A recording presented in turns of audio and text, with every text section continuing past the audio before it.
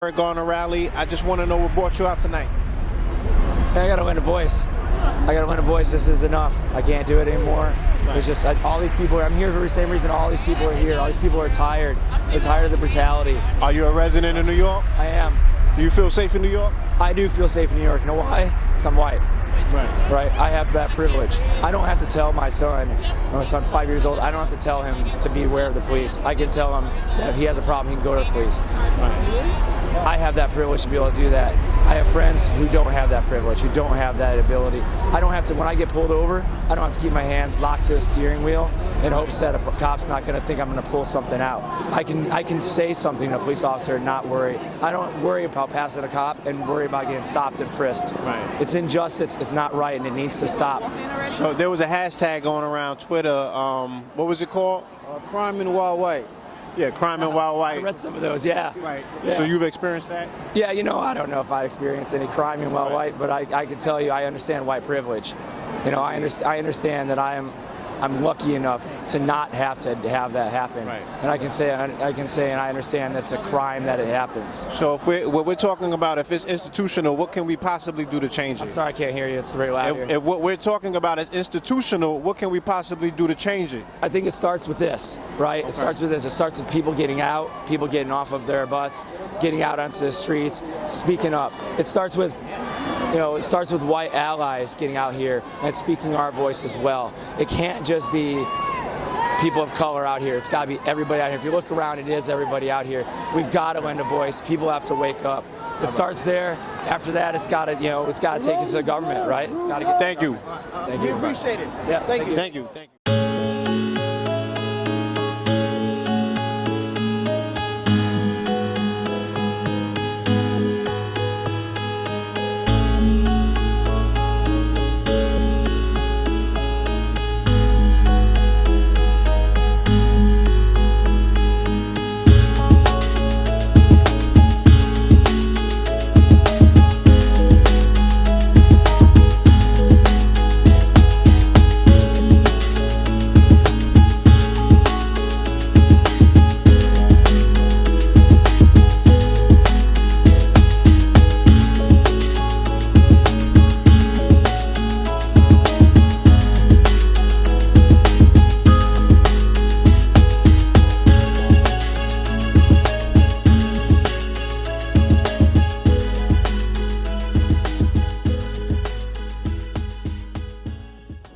Peace, family. This Underground Railroad.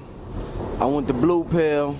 We on the New York City train right now, taking our show on the road. The Farley Square, actually, to see what's going on down there as far as the protests and Eric Garner, and just see what the mindset of the city is like, and allow everybody outside of New York to see what's going on. I'm passing. Yes, indeed. Peace to you and yours, brother. Blue Pill reporting live and direct. We are literally Underground Railroad. You understand? We are literally Underground Railroad. This is definitely UGR. We are bringing you this news live and direct on our way to World Street, the site of Ground Zero, the World Trade Center. There's going to be a demonstration taking place there tonight for our brother Eric Garner. So we want to bring you the sentiments of the people in real-time action, see what the people feel, see what people's thoughts are, see what the scene looks like, see what the vibe is all about. You feel me? And, stay tuned. Peace. All right, we down here. This is Underground Railroad. We down here at Foley Square where the demonstrations is happening. Let me see a sign real quick. Can I see a sign? Okay, that's his sign. All right. I just want to ask you a quick question, sir. Why are you down here, and why do you have that sign, Black Lives Matter? If you could just sum it up for me. Sure, I'm here because the American justice system doesn't actually treat all races equally. Blacks are not given any justice in this system, and so I'm here to let that be known and join the other protesters who are also protesting on that message. Black lives in America don't matter, and that's completely disgraceful to the ideals of this country. This should not be something I have to write on this poster. This should just be something that is a given, inherent, something that no one questions, and the fact that we have to chant it, that we have to put on posters, that it's a hashtag, that is crazy. And what do you suggest that we could possibly do to change that? I mean, we need to change the way the criminal justice system works. Right now, it is biased towards people of color, especially black communities, brown communities. New York is notorious for this. How many people has this happened to in the past? We need to overhaul the entire system. All right, thank you. I appreciate your time. Thank you. Peace, family. All right, you embarking with us as we approach Foley Square, the site of the latest activity for this protest, you know what I'm saying, for justice for Eric Garner, Mike Brown, and everyone else that has been victimized by this unjust, quote-unquote, justice system. Right here, you see the blue wall of police, all right? You feel me? All of the news reporters are out. The crowd looks like it's kind of thick, you know what I'm saying? It's building up. You see the blue wall, y'all, right? Yeah. Get it? It looked like a police lineup. They all guilty. Every last one of them.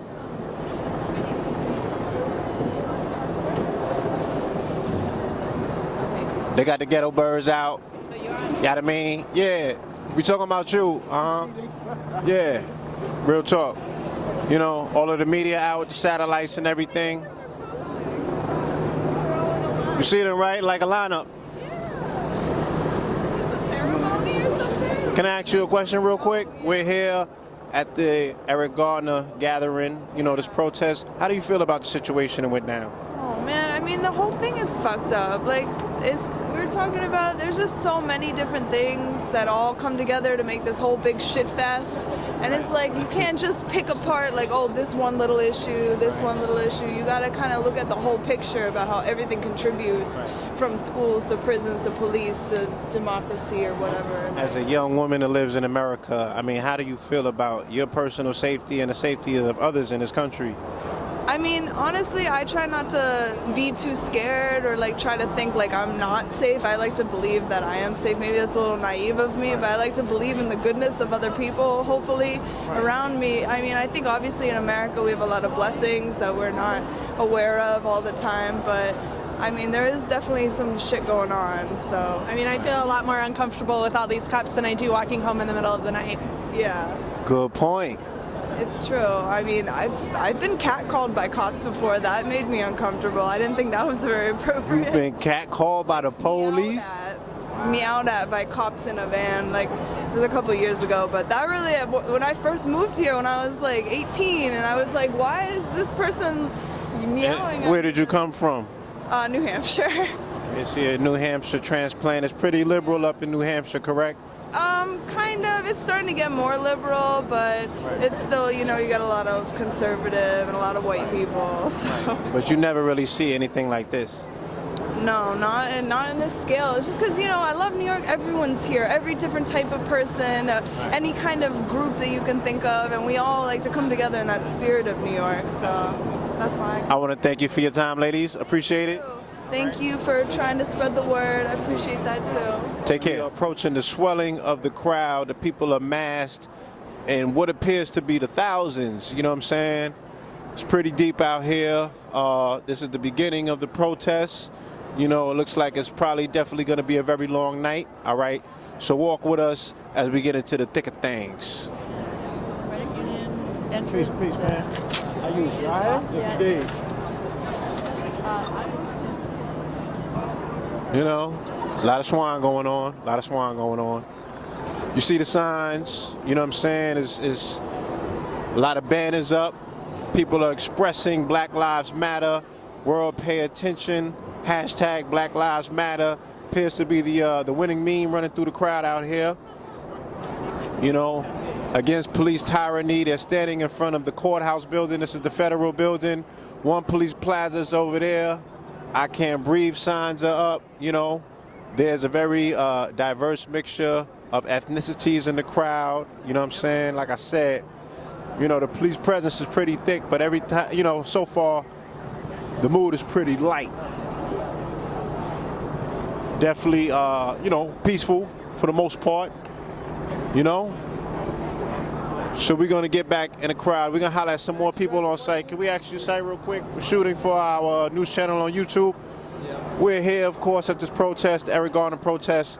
I want to know, as a young, you know, male here in New York City. Do you reside in New York City? Yeah, we live on 15th. Yeah, we go to school in New York. New school. We go to the new school. Go to the new school. How do you feel about safety in New York City?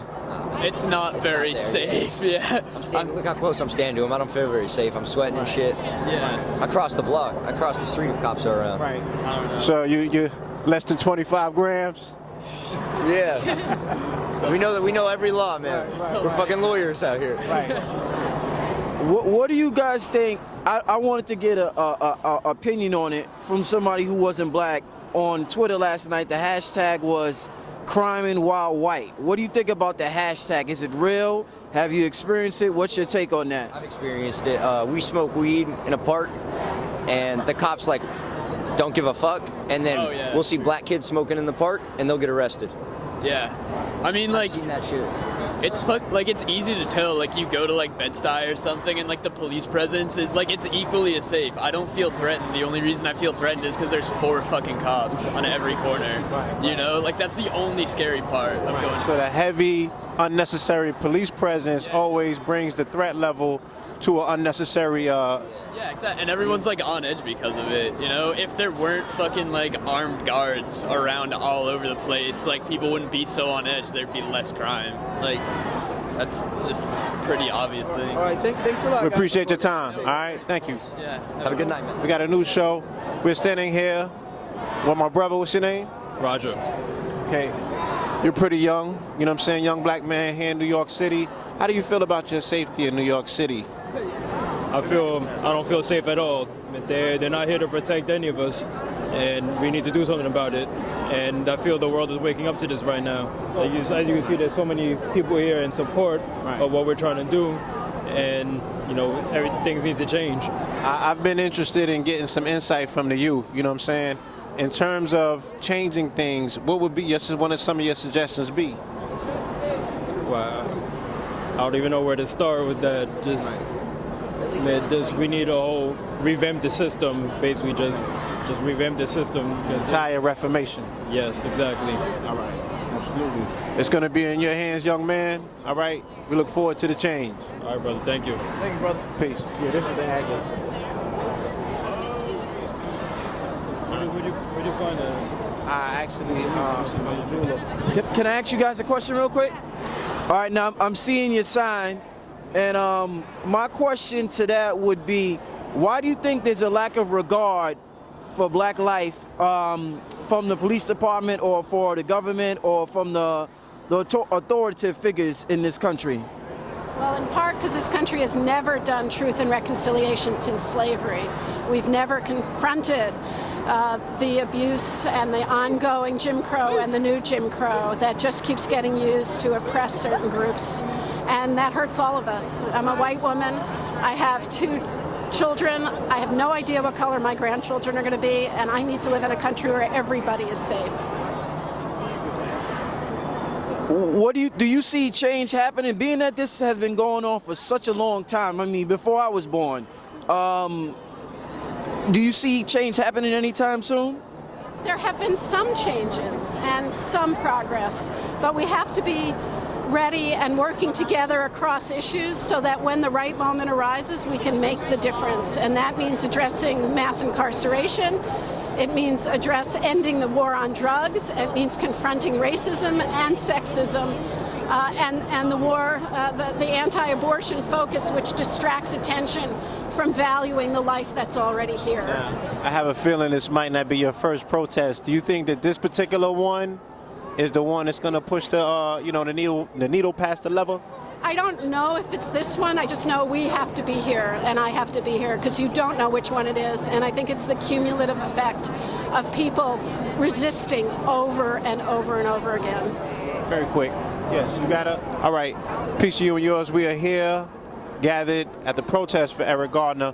I want to ask, as a young, carbonated, melanated black woman here, I assume that you reside in New York City, correct? You assume what? Do you reside in New York? Yeah, I live in the Bronx. How do you feel about your personal safety in New York? I mean, honestly, it's really the personal safety for brothers, honestly. I mean, I can honestly say the only time I've ever been harassed by police is when I'm with a guy. With my brother, I'm with a boyfriend or something. It's the only time. So you're here to stand in solidarity for black men out here today? Is that it? Yeah, exactly. Now, as a young person, you know, we're asking about what do you feel is possible in regards to change? What kind of change should we be looking for? In your young mind, what do you think would be adequate? Change in terms of this situation? Yeah. I mean, I don't know, because it has to do with people's hearts and minds, right? It has to do with just like a general fear of the black man. So that's really hard, you know? And it's this whole grand jury thing, it's just a reflection of society that is afraid of, like, they see what they did to the cops, they say, I would act the same way if I were in that situation. And so that's really hard, because it's like, yeah, the system did work exactly how it's supposed to do. The problem is that we live in a racist society, and so when you have racists controlling the system, that's what happens. So I'm sorry, someone's calling me. Eric Garner, Rally. Want to know what brought you out today? Sorry? What brought you out? Spike Lee. He came to my acting class at Fordham University, and he showed the documentary where he clipped one of his films that I forget the name of it, but Do the Right Thing. the actual footage, yeah, and the actual footage of Eric Garner getting choked, and so just the injustice of the entire system, and I grew up in a very white, sort of liberal place in Vermont, and it's tough having a conversation with my family, who I see as liberal and understanding of what's going on, when they say, like, why are you playing the race card?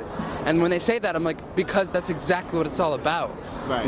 Like our government and the entire society, there's an ingrained racism and homophobia and sexism, and it's not we're not anywhere, you know. We still have so much to fight for. What do you feel is the cultural divide between a person in the age group of your parents that are liberal and, let's say, you? How can you see it and they can't? Because I think it's a generational thing. I think that, you know, since they grew up as hippies, they see themselves as progressive, when, like, you have to continuously, like, question authority and question, and just because we have an African American president does not mean that racism is no longer a problem. Just because we give gays the rights to marry does not mean that, you know, homophobia is no longer a problem. We still have to fight these things, and it's ingrained in our society and in the people that we elect to run the society. What would be one of the things that you want to see change, and how would you go about seeing that thing change? Ooh, that's a tough one. I want to see the people that we. I mean, I really want to see the whole system burn to the ground and start anew, because it really isn't working. I want to see a more diverse group of people, you know, represent the American body and people. Thank you. I appreciate it. Take care.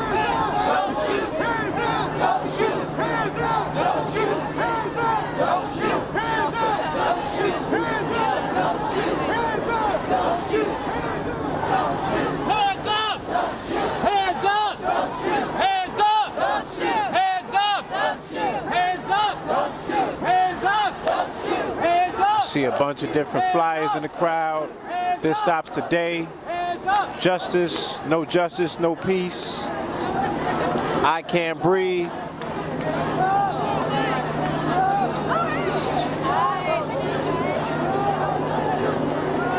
Hands up, don't shoot. All of the slogans are out tonight.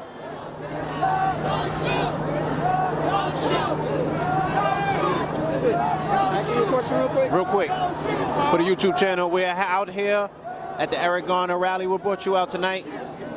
We just came from work and we have to stand in unity with our brothers and sisters. What's happening here is it's ridiculous. As a black woman in New York, do you feel safe? No, I don't. I have my sons and I worry about them every day. Oh man, this is not right. What can we do? What we doing here? Marching? Okay. Come on. You can't go, huh? I'll leave that with you, though. She's keeping it close to the heart. You know what I'm saying? Listen, man, we got these young Bloods and Crips killing each other. Yeah. They need to turn their attention. Hey, you know what they got to do. Mama, Mama say, we got a YouTube channel. Oh, okay. Yes. But that's what it is. Right. But you know what? Years ago, Minister Farrakhan talked about that. Yes, he did. These are cold-blooded young warriors. Stop preying on your people. Handle your business. Right. They're making us, our men, our young men. Yeah. We never learned how to embrace our warriors, though. That love, we got to learn to love ourselves. That self-hatred. Yes, and Mama. we need them to handle their business instead of killing their brothers and sisters, innocent children, mothers. That's what they need to do. Stand up and become men. Protect your women. Thank you so much. Thank you, sis. All right, we love you. Love you more. Love you so much. That's what he said. That's what we need. Thank you. Yes. Khalid Muhammad said it. Yes, he did. You on it, I see you. Listen, I was down here when the burial ground. Okay, you down here for the burial. Yes, I was. Yeah. Every day on my lunch, I was protesting. See how they had to take Khalid out for 9/11? We know that, yeah. We know that. They wouldn't have been able to pull that because he had the ancestors down here waking up. The Million Youth March. So, but let me tell you something about our rich, young entertainers. They better wake up because they're next. Yes. They already started on them. Our football player, our athletes, they are next. They need to wake up. Yeah, A dog, they can put a black man in jail for killing a dog, but they can't put a police officer. Well, they're KKKs anyway, so it don't matter. They're just in a different uniform. Well, the entertainers and athletes, their social contract is running out, you know what I'm saying? So they need to understand it. They need to stand in unison with the people. Rice. They ain't coming after you. They're coming after you because you got more money than them. And even the green ain't gonna matter no more. You got it, all right? All right, Mama, we love you. Love you more. How you doing? I just heard you chant Black Lives Matter. I just wanted to ask you, why do you think after all these years, there still seems to be a problem between, blacks and white people as far as the government, as far as institutionalized racism? You're still dealing with the same system. Nothing has changed in the system. Nobody has changed it. So when you're still dealing with the same system, you're going to still be dealing with the same issues and problems. In regards to what you feel, if it's institutional, what can be done for change? We have to come at it from all angles. The people have to stay in the streets. They have to stay loud to let people who are in office know they need change. People need to push for legislation. We need our lawyers in the courtrooms. We need every single angle, from the universities to the streets to the courtrooms to the legislators and the lawmakers. And we have to just keep it loud in each one of those arenas until it's heard and until it's changed by any means necessary. As a black woman in New York City, do you feel safe? Do I feel safe from what? Do you feel safe in these streets, whether, it's from the police or from a street element? From a street element, I don't feel unsafe. I'm not afraid of my people. I'm not afraid of my people, and I walk on my own safety, so I'm not afraid of my own people, so I don't feel unsafe in my neighborhood amongst my people. Right. The police, that's a whole different type of force. So that's a deadly force in our communities. Thank you. Thank you.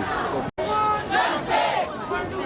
Now! What do we want? Justice! When do we want it? Now! What do we want? Justice! When do we want it? Now! What do we want? Justice! When do we want it? Now! What do we want? Justice! When do we want it? Now! What do we want? Justice! When do we want it? Now! What do we want? Justice! When do we want it? Now! What do we want? Justice!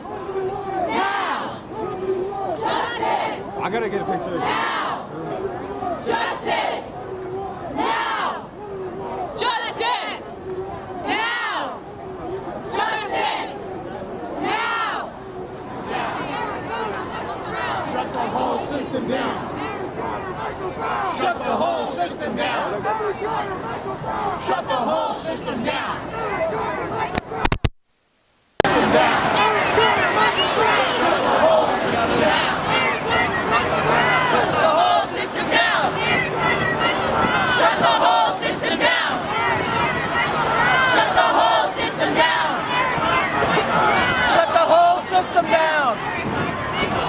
Shut the whole system down. Brother, I can ask you a question real quick? Hold on, let me put this mic on. Oh, okay. Yeah. You good? Okay, it's all right, all right. We could, real quick. Yes. I'm just getting everybody's take on their signs. I want to know, what does that sign mean to you, Black Lives Matter? What does it mean to me? It means I believe in a system of living in which all people are fairly cared for and represented. And I don't believe I live in that system. And I believe people of color especially are the ones who are negatively affected by it. Right. So in your personal experience, have you benefited from white privilege? Absolutely, I have. Just by living and breathing, by being comfortable walking down the street, by looking at a police officer and not fearing for my life. It's benefiting from white privilege every day. Have you personally ever witnessed police abuse? I've seen people being thrown around. I've had friends at protests like this that have been harassed, but not on the day-to-day basis that I think a lot of people experience. Thank you for your participation. Thank you. Saying to people, you know, now is the time. Now is the time to really stand up and make this revolution what it's supposed to be. The revolution is the silent is, they call it the silent revolution. Yes. Right? The silent revolution is economics. Yes. It will not be televised. That's right. Except by the stock market crashing. Right. When the stock market crash, they're gonna want to know what happened to the people. Right. How come the people not in the streets? Right. Personally, Black Friday sales were down 12%. You know what I'm saying? And the stock market kind of fumbled on Monday. That's right. And they said that they were going to be looking at cyber sales and what have you. And even Cyber Monday didn't do as great as they expected either. And that's true. And that's the evidence to show that if we decided to turn around and say enough is enough, we're not shopping, we're gonna hold our money, right? They're gonna go crazy. People are gonna be jumping off the buildings. Thank you, my brother. Can we ask you a question real quick? We're doing a report. We want to ask people, what do these signs personally mean to them? What does it mean personally? Yes. Equality. Okay. And you? I'm sorry? What does the sign mean to you? This sign is actually, I've had an interesting journey with it, and today, after listening to some friends talk about why it's specifically Black lives, it's about everybody, but why it needs to be Black lives today, right now. Right. Have you yourself benefited from white privilege? I'm white. Yes, absolutely. I mean, have you ever witnessed police abuse or brutality yourself?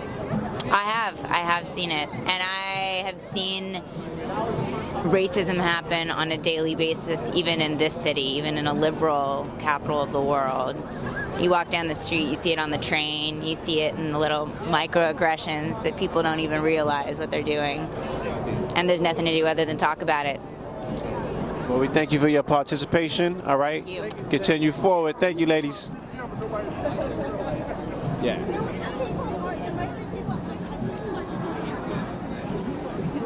Yes, indeed. That's a very interesting statistic. Can you speak on that? Yeah. Speak for itself. I mean, I think it speaks for itself. I didn't want to color it too much because I think the fact is, startling enough and inhumane enough. So, I think it's a truth that gets buried. The realities of Black lives is something that's concealed by a lot of different forces. And what's great about what's happening now is the experiences of people of color is becoming, it's getting a light shined on it, and it should be, because we're all human, but we're not all human unless those of us who suffer the most are saved from that by, each other. So that's what this is about. How do you personally feel about that injustice, and what would you suggest to change it? Oh, well, I mean, I'm a socialist because I understand that racism is really built into the way the country was started, you know, and capitalism as like a system. So to me, you got to have fundamental change in the way we operate as workers and as people before you can take care of all the social problems that grow out of it. So that's really what it's all about, you know, educating on the system and why it's got to go. I can dig it. Thank you, brother. Thank you. All right now.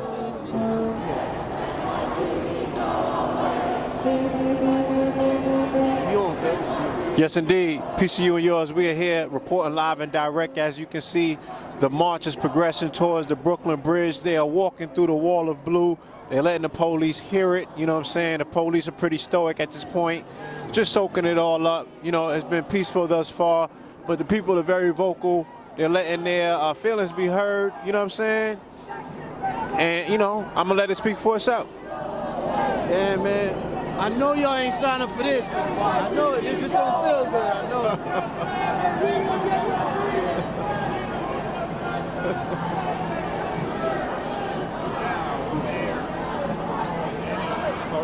Yes, indeed. In front, we see a sign, white silence equals white complicity.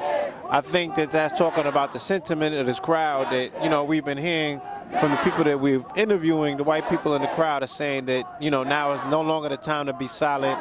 They feel that their voices need to be heard in unison at this particular point, you know. So, you know, that's the vibe that we're getting. You feel me? You know, they turned up.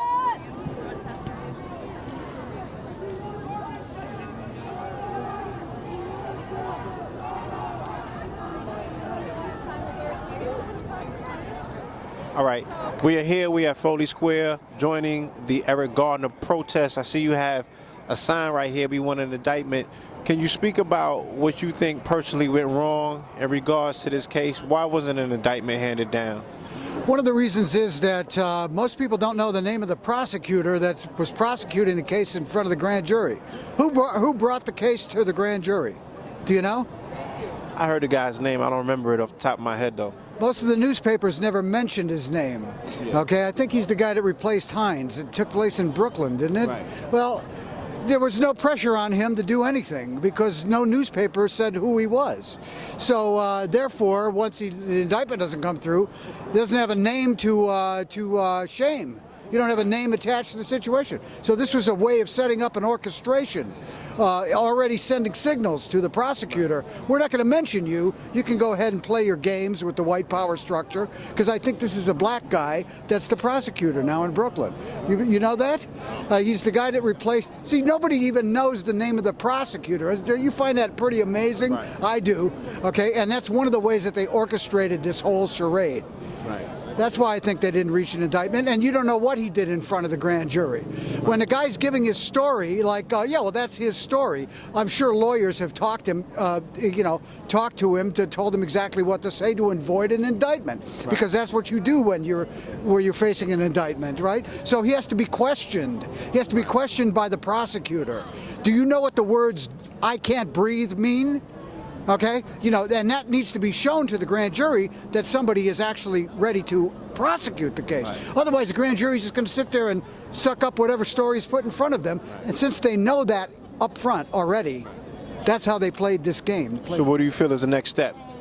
The next step ought to be that all these little groups that are running around out here all day that are going to disappear tomorrow, okay, and 2 weeks from now, nobody will ever be back. They need to form a real mass citywide organization to deal with this situation and all the other situations going on in New York. You need a mass organization in New York City to deal with everything that's being forced down people's throats, including all this police brutality, all these high rents, all of these no job situations, low wages, high rents.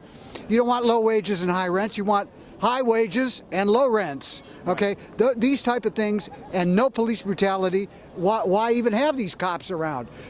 Maybe every neighborhood. You need to reorganize the whole city along the lines of justice. Thank you. Thank you. Okay, thanks.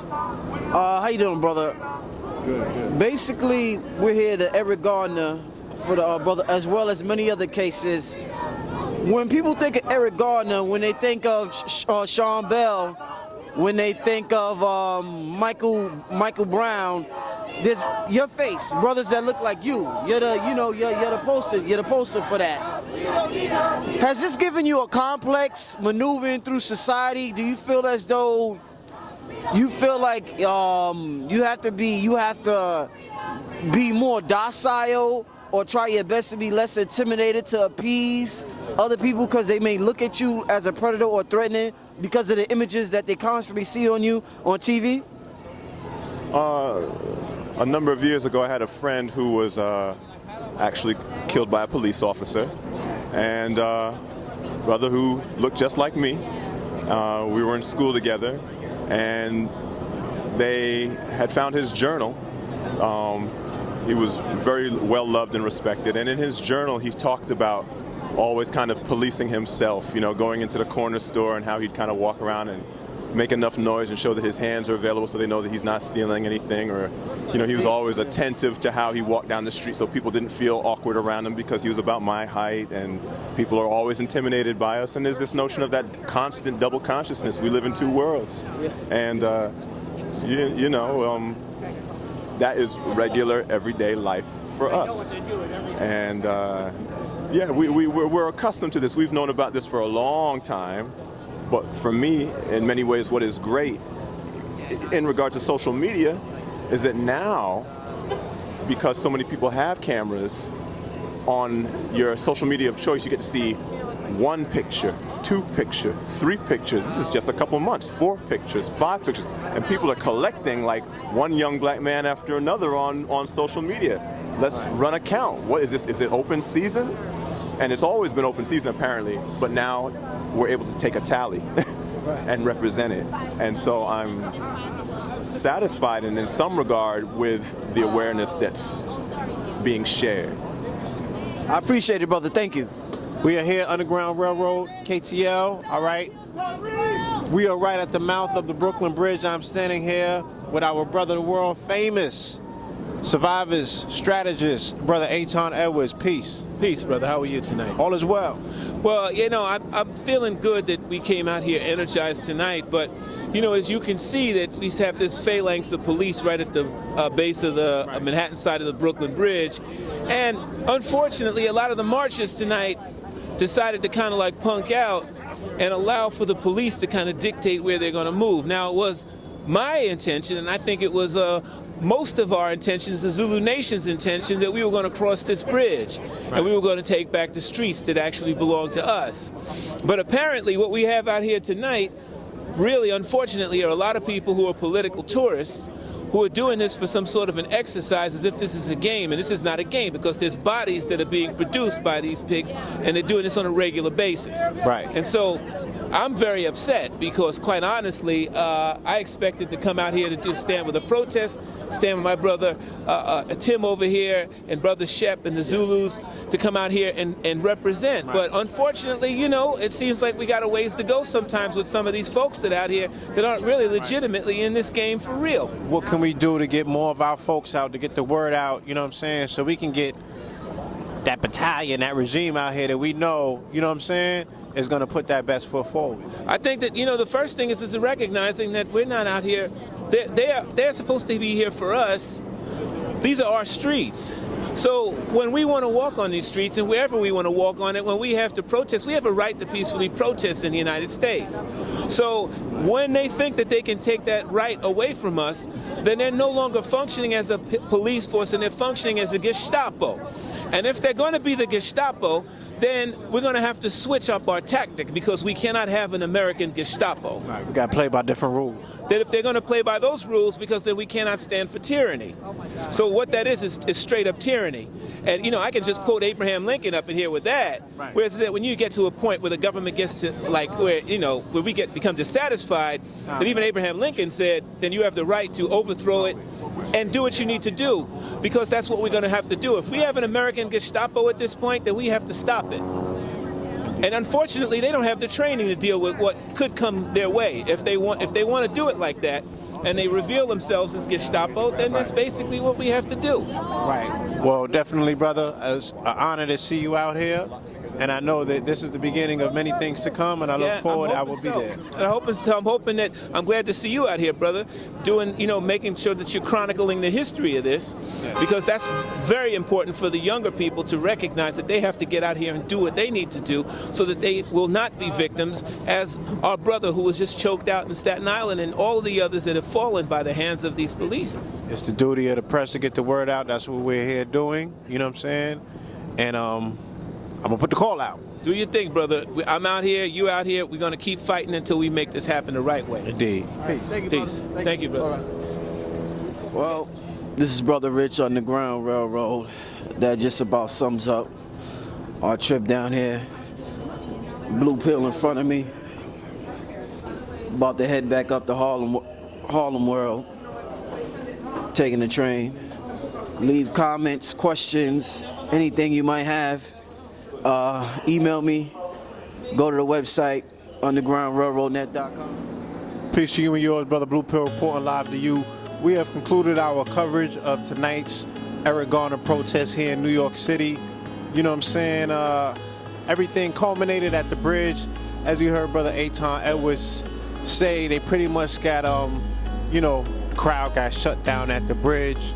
Which brings up a very interesting question in regards to protests. What is the ultimate goal? What is the ultimate objective? You know what I'm saying? People were able to express themselves and they moved on their feelings, but then there's a level of action that has to go beyond that. You know what I'm saying? And that's where it comes to where you're going to have to face down and stare down and face that Gestapo.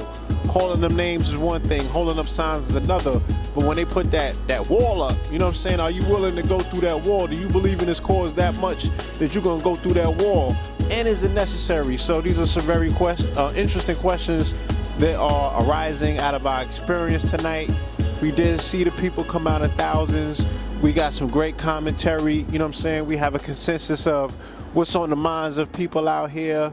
We got some great ideas about where change can start. You know what I'm saying? And we're going to continue to bring you more and more coverage as things emerge, dealing with this continuous case.